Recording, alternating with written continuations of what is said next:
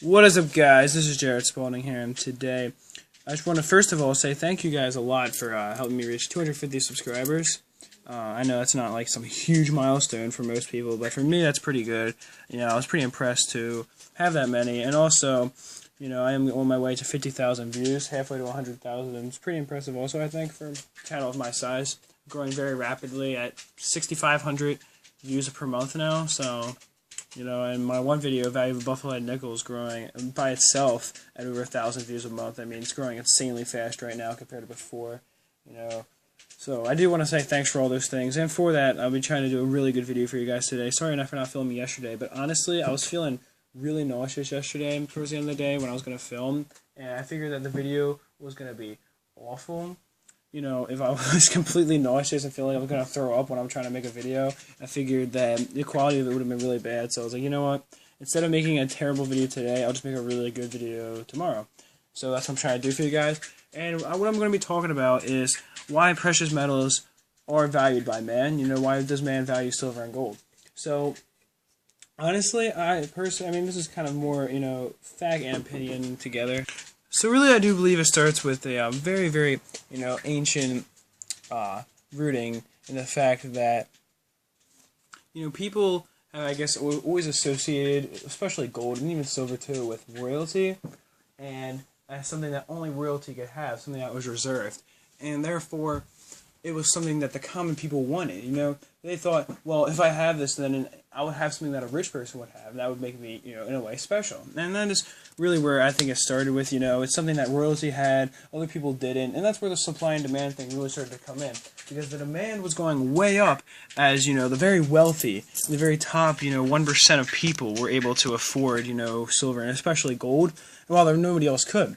And, of course, that was creating a huge demand because everybody wanted it all of a sudden, and nobody could really have it because of the high cost. So demand went up and supply went down as the demand went up drastically, and more of it was being mined out.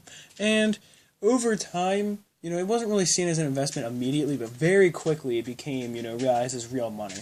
And that is in the fact that when it started being used as coinage, I believe Greece was the first, huge empire, amazing, great nation to really, be notable for using precious metals in their currency.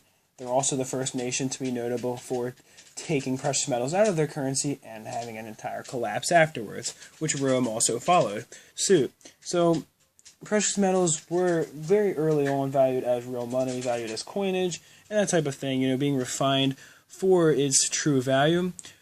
And once that started going on, people, once they saw what was happening to their money as it became a fiat currency, they realized something. Well, if this money was worth something when it had precious metals in it, and now it's worth nothing without them, well, aren't precious metals going to be worth something and the money won't be? And that was exactly true. And that's where the whole money versus currency versus fiat currency came in. And that's when precious metals emerged as true money, while other, forms of barter, if you will, emerged as currencies and fiat currencies. And they were quickly realized as being, inferior to precious metals in every way possible. So what happened over time is investors got very, very wise, and they realized that they were able to realize that when their nation started destroying, their own currency, it always had to do with precious metals. That was the underlying of everything that involved money. And as it turned out, if they bought precious metals at just the right time, there was a huge return on them. So after a while, the people really started investing heavily in precious metals, and that, of course, brought up the supply again, And not only, it's still associated with jewelry and, like, nicer, wealthier types of objects, or more expensive for wealthier people, but at the same time, it was now, being really realized as a investment and commodity, and as, things evolved, silver and gold investing evolved as well, and of course, there's other precious metals too, like platinum, palladium, rhodium, but I don't really talk about those too much just because I have no experience with them myself, and I feel like that the only two precious metals that are worth investing in is silver and gold, and I think even gold is not as worth it. I think silver is the #1 precious metal. It always has the highest returns on it over time. It can be bought in the largest quantity as well, as it is only, I believe, the 9th most expensive metal as of now.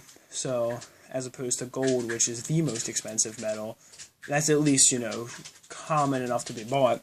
So, once it overtook platinum in terms of value, it became the most expensive metal, and it's really not affordable because of that to the average person. The average person could buy a 10-ounce bar of silver, but not a 1-ounce bar of gold.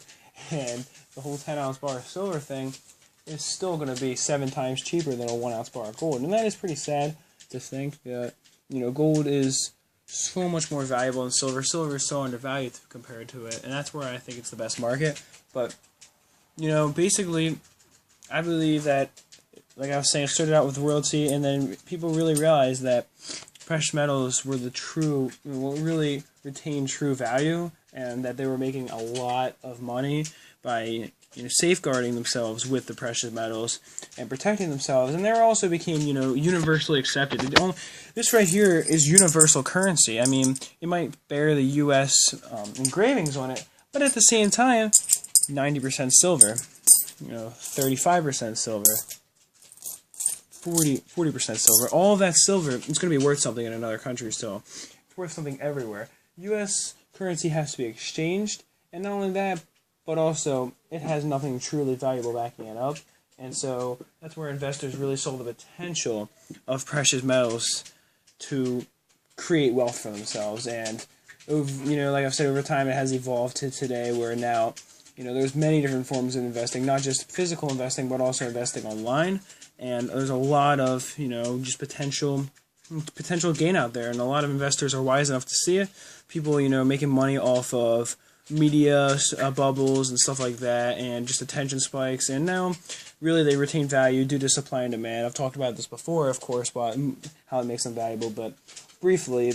But yeah, basically that's where they retain value from now, is the fact that unlike fiat currency, they are not unlimited. So they are not cannot be reproduced, if you will. You can't create more silver as of now, at least, and therefore it is really this whole supply and demand still exists because of the fact that there is going to be a limited supply of it compared to how much demand, and demand's always going up while supply is always going down. Like I said, since it's a non-renewable resource, every precious metal is, and the demand just keeps on rising for it, then the supply keeps on falling, and then every time it spikes up and down, when it comes back down, it's a little bit more valuable than the previous, most downward spike, and same with the most upward spike. And of course there's bubbles and stuff like that form that go past the whole boundaries of the supply and demand in terms of how many phone companies and the electronic companies are using silver and gold and that type of thing. It's people investing really heavily into it, but other than bubbles, usually it just kind of slowly climbs